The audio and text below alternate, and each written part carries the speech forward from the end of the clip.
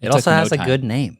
DeepSeek? I disagree. What? I don't think that's a good name. Really? DeepSeek. Like you're seeking for something and it looks deep into the web. It makes sense. Well, not the web. But it's not a good name. You know what's a good name? What? YouTube.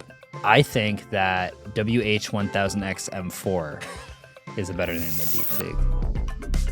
We've got to talk about this DeepSeek thing. Yeah. Now, here's my relationship with the DeepSeek headlines. Okay. I was working on the Project Muhan video. Okay. And trying to distill all of my thoughts on this headset that I just tried and like over a flight back and like writing it and carving out all the footage and color correcting and editing and animating and all that, blah, blah, blah. And when I uploaded it, DeepSeek had already gone through an entire news cycle of it coming out, being the talk of the town, and then suddenly is maybe not so hot. It's still in the news cycle. It's definitely still a news cycle. A lot. I need you to explain what I missed. Okay. Yes.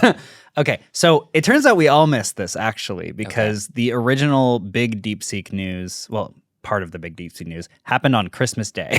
So clearly a lot of us were going to miss this. Oh, wow. Actually, the only things I've seen is number one, it was an AI model that costs like a tenth of what OpenAI's models cost and are just as good. Allegedly. And then I heard that it was just trained on OpenAI stuff and it's not actually that impressive. Oh no, they stole our stolen content. So that's my entire familiarity. All right. High level overview. This is a AI language model similar to OpenAI's ChatGPT. Okay.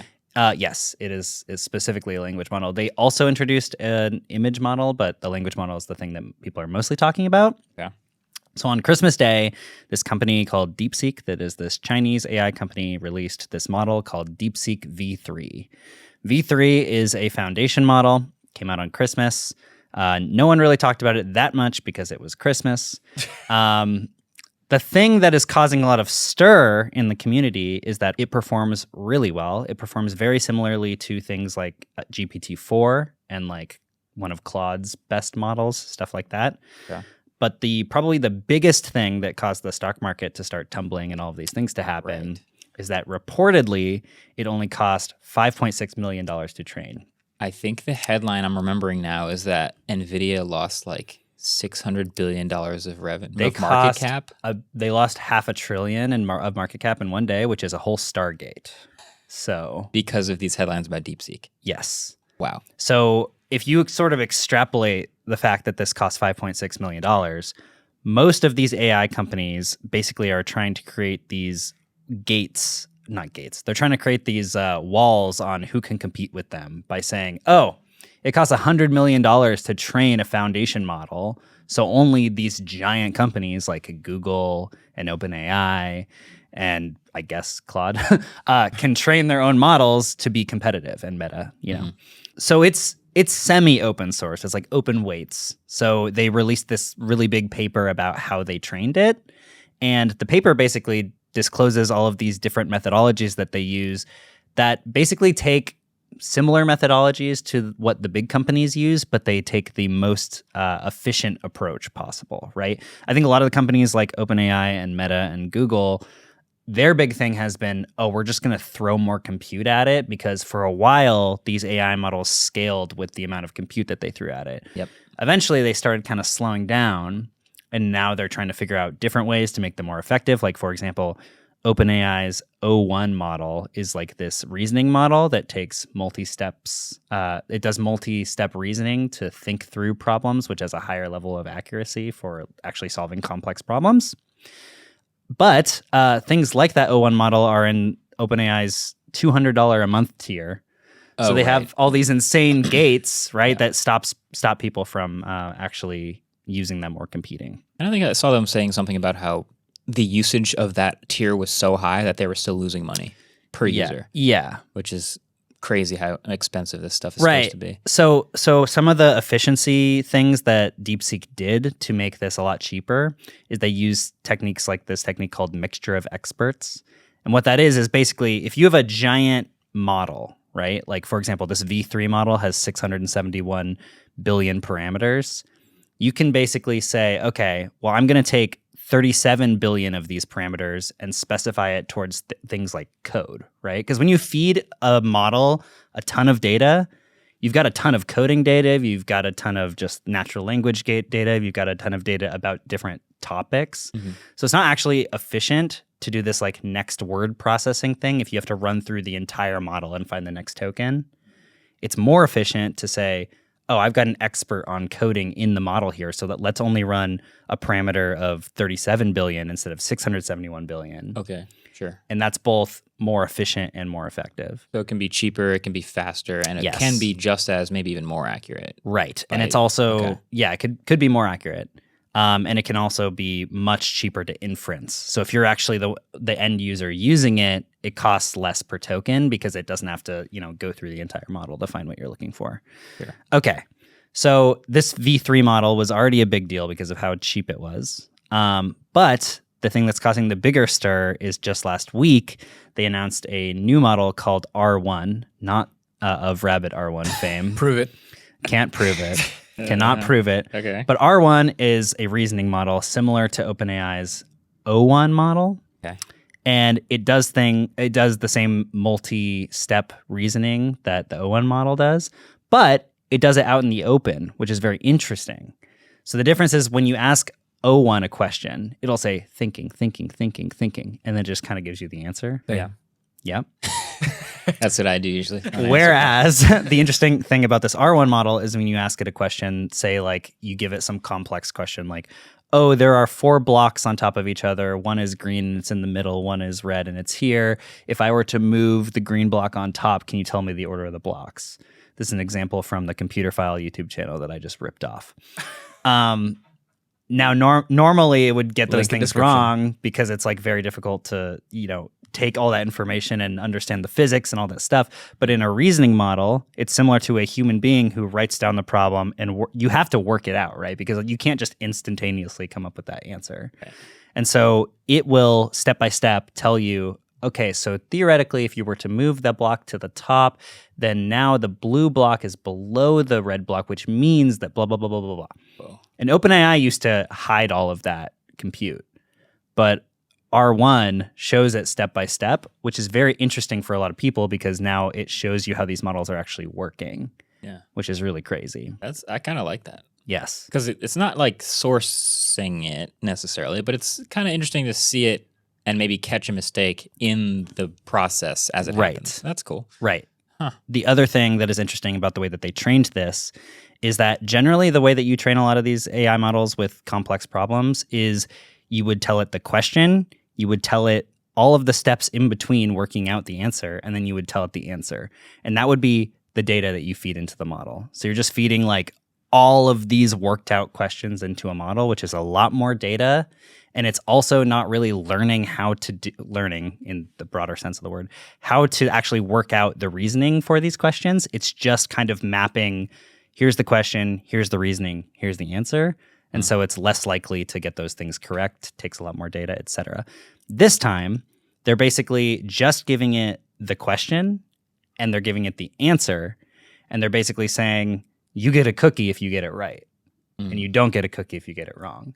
Okay. And so now they're sort of training the model to, instead of just mapping the question to the workout to the answer, they're actually kind of training it to actually do that reasoning itself. And that is way cheaper to do as well. So, yeah, the thing that is crazy about all of this is because it is so much cheaper, and they did it also on a bunch of NVIDIA H800 GPUs, which are the older, less fast GPUs that they were able to buy before the export ban, because currently under the Biden administration, you are not NVIDIA cannot sell H100s to China. Okay. Because we want to be in America, they want to be the fastest, most brawniest, whatever. Yeah. So they're saying, oh, we did this on H800 GPUs. We did it on like 10 to 50 times less GPUs. It only took 2 months to train instead of 3 months that it took to train the OpenAI model. And the OpenAI model also had way faster GPUs.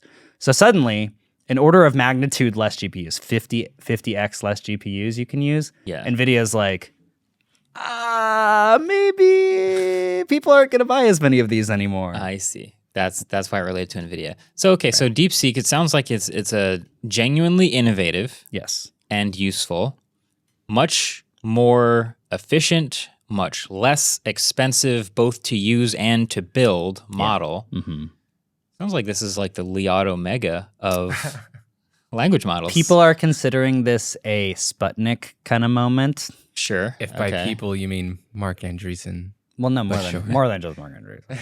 In that it's like a new innovation that's not from the U.S. In that we kind of a lot of U.S. companies have been like, we're the only ones in town, and then out of nowhere, someone releases something that's better in some circumstances, and so it freaks everybody out. Mm-hmm. So, but what happens when you take this efficient model and put it on Google servers that are running like 100,000 NVIDIA GPUs? Like, would it just be that much better? So there is this paradox that I cannot remember the name of that people bring up a lot in regards to this, where if you can run something more efficiently and cheaper, more people are going to want to use it. So it scales with the efficiency. So it's like, yeah, if you have more servers, you're still going to use those servers. So, it'll be cheaper to run. I've heard the same thing. But more people are going to use it. Yeah. Yeah, there's some paradox around it. In that you just fill the demand with your savings. Yeah. Right. The other thing is that theoretically now you could run this on like a 4090 or something. You don't need these supercomputers anymore to be able to run these models.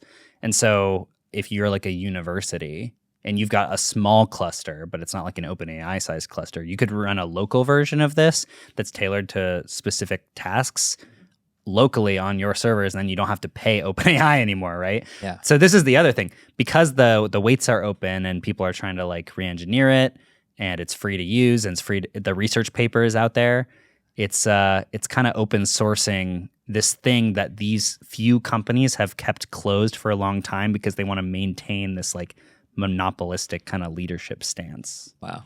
Yeah. Okay. So that's the first half of the news cycle. I can see the reason for the hype and all of the stock movement in stock prices and all the headlines and everything but then there was another half of it where it sort of cooled off, or at least started getting broken down and exposed more for what is actually happening. Is that also Yeah, real? I mean, people are finding technicalities. So they said that the last run that actually trained the model is the thing that cost $5.6 billion billion dollars. Million. Yeah, million. $5.6 million. Big difference. Instead of from zero. Yeah, instead of from scratch.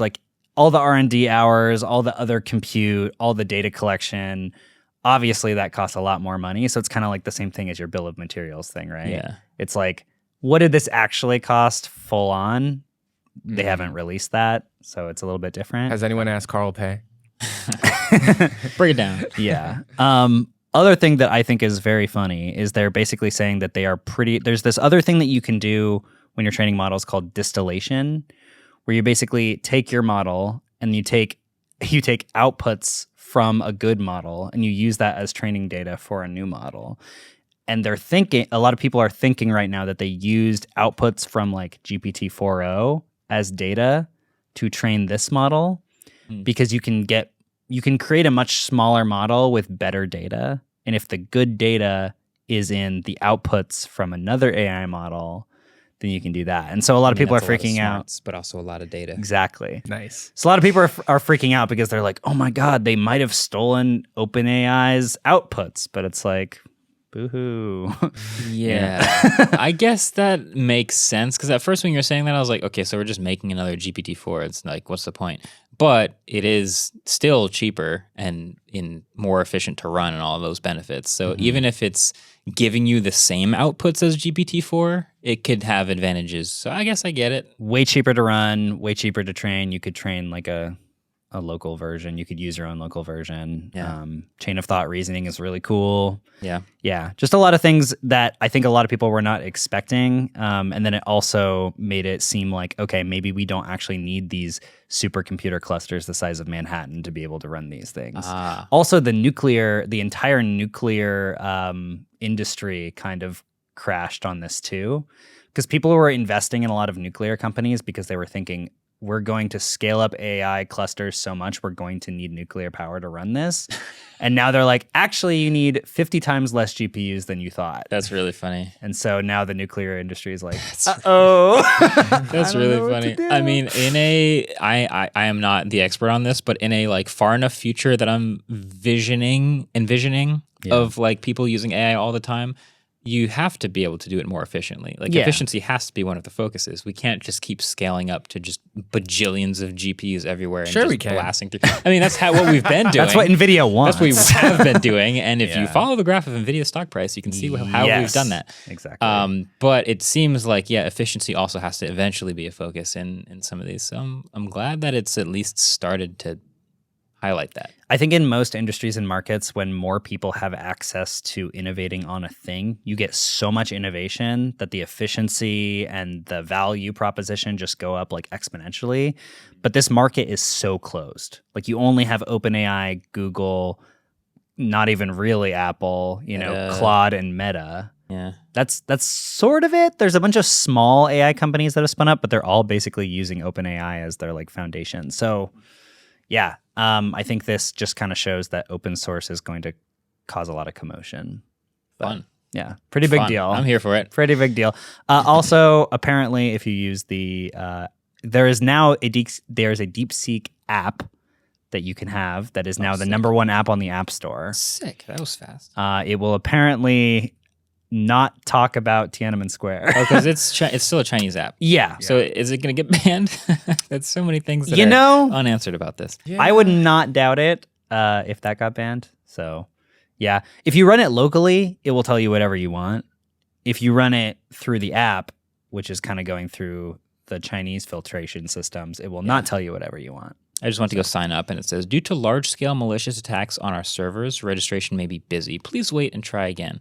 Yeah, they were basically saying they got DDoSed. Yeah, everybody's probably... They have a kind of a magnifying glass on them right now, so that doesn't really shock me, but Yeah. okay. Yeah. Things are happening. It also took no has a time. good name. DeepSeek? I disagree. What? I don't think that's a good name. Really? DeepSeek. Like you're seeking for something and it looks deep into the web. It makes sense, Well, not the web, but it's not a good name. You know what's a good name? What? YouTube. I think that WH1000XM4 is a better name than DeepSeek if they really want to go hard. We'll leave it at that. Deep subscribe is what they should be calling it. Deep right. like.